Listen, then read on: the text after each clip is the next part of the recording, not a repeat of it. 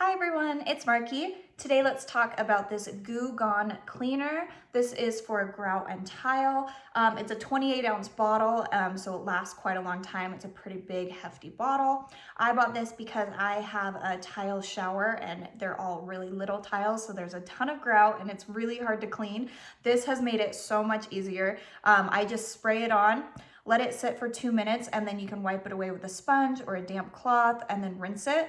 Super, super easy. It helps so much because I used to be scrubbing hands and knees with like bristle brushes, trying to clean out all the grout and the cracks and crevices in my shower. This makes it so much easier. This is safe on ceramic, tile, stone, fiberglass, porcelain. It's really good for any kind of bathroom surfaces that you have to clean. It's going to remove the stains from maybe like mold or mildew or hard water stains. I also have the glass doors in my shower. This has helped clean those because in the little cracks and crevices, it gets soap scum and mildew and it's just not fun. This has helped so much. Super easy to use. It doesn't have any fumes. It's fume free. It's not corrosive. So it's really gentle, but it really works really hard.